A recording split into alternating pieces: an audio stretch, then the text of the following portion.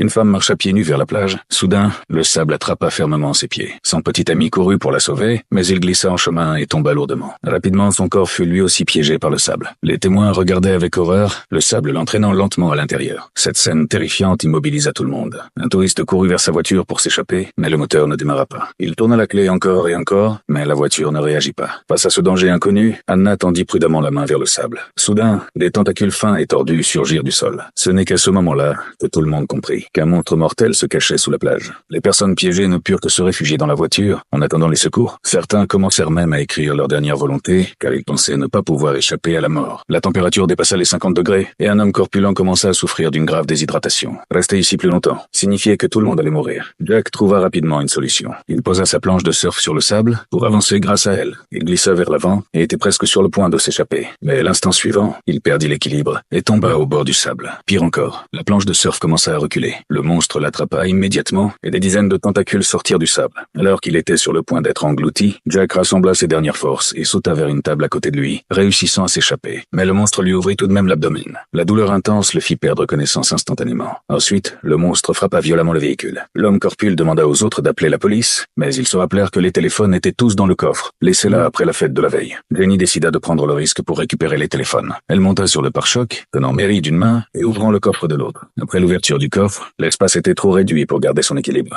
À ce moment-là, une voiture de police arriva. La sirène effraya Jenny. Elle perdit l'équilibre et heurta le bord du coffre. Ses doigts furent violemment coincés. Tout le monde cria pour avertir le policier qu'un monstre se trouvait dans le sable et que toute personne touchant la plage serait attaquée. Mais le policier ignora leurs avertissements et descendit quand même de son véhicule. Tout le monde pensait qu'il serait entraîné sous le sable. Pourtant, le monstre ne bougea pas. C'est alors qu'ils remarquèrent que le policier portait des chaussures. Ils comprirent que le monstre attaquait uniquement les personnes dont la peau nue touchait le sable. Le policier se dirigea vers le conteneur de transport pour tenter de sauver l'homme corpulent. Mais l'homme était trop lourd et il était impossible de le déplacer. À ce moment-là, ses clés de voiture tombèrent directement sur le sable.